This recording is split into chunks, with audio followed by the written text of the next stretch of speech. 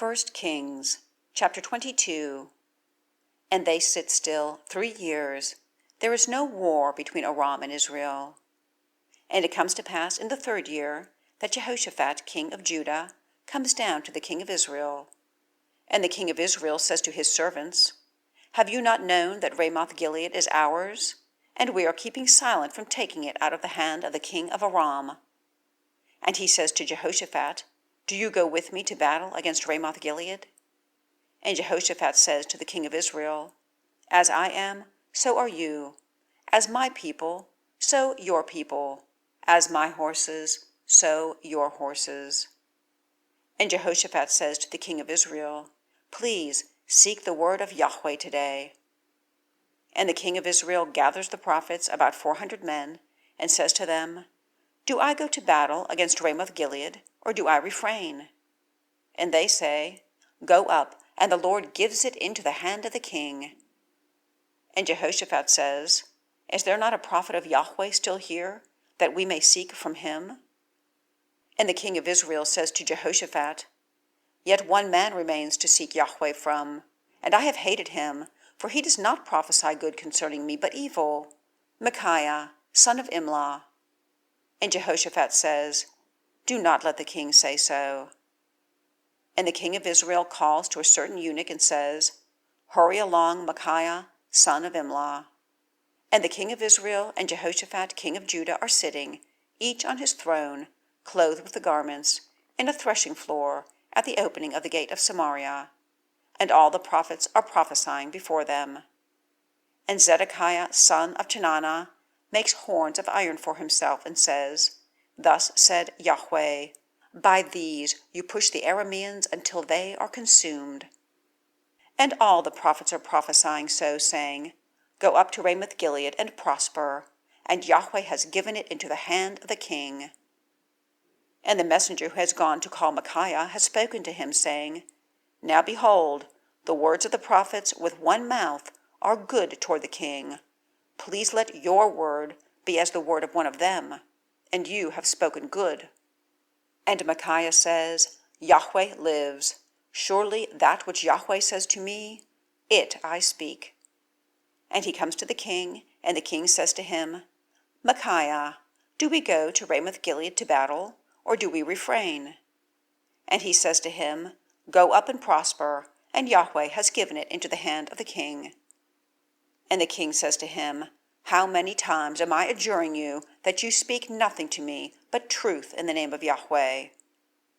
And he says, I have seen all Israel scattered on the hills, as sheep that have no shepherd. And Yahweh says, These have no master.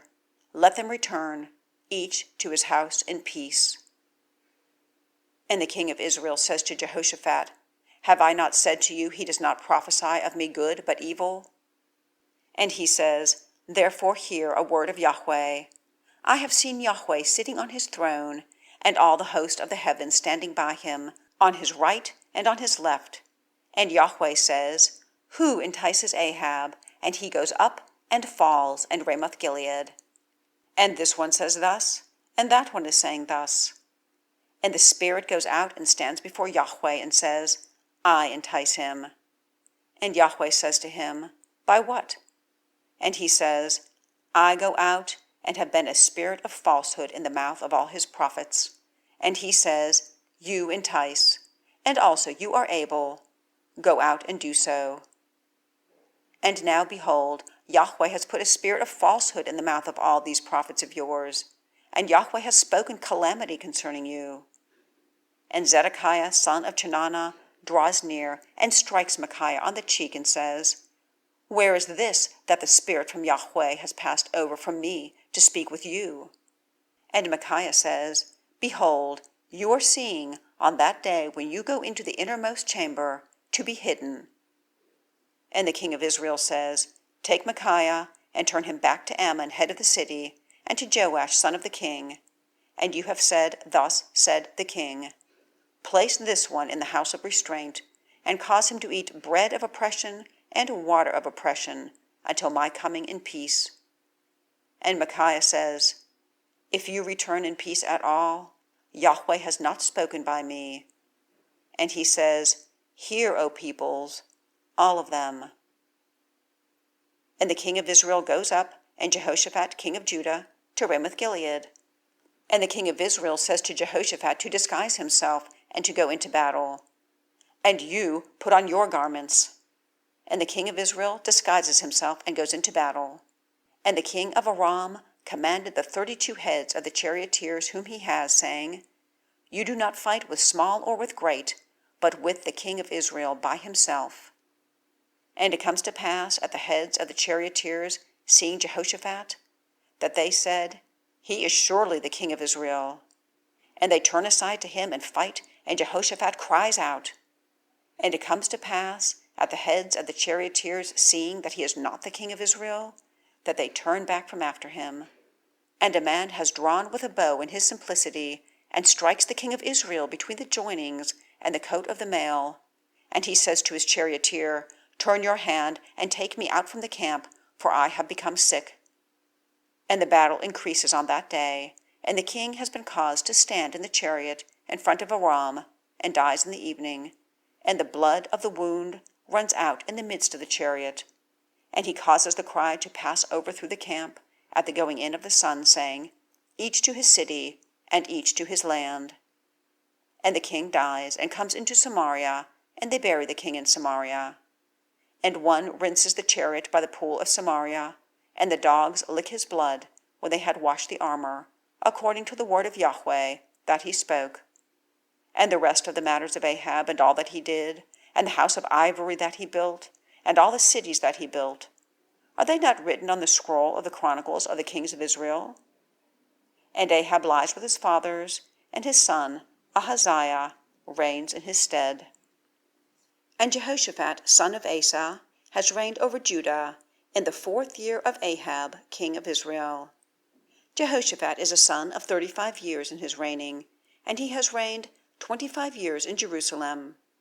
And the name of his mother is Azubah, daughter of Shilhi. And he walks in all the way of his father Asa. He has not turned aside from it, to do all that which is right in the eyes of Yahweh. Only the high places have not been removed. The people are still sacrificing and making incense in the high places. And Jehoshaphat makes peace with the king of Israel.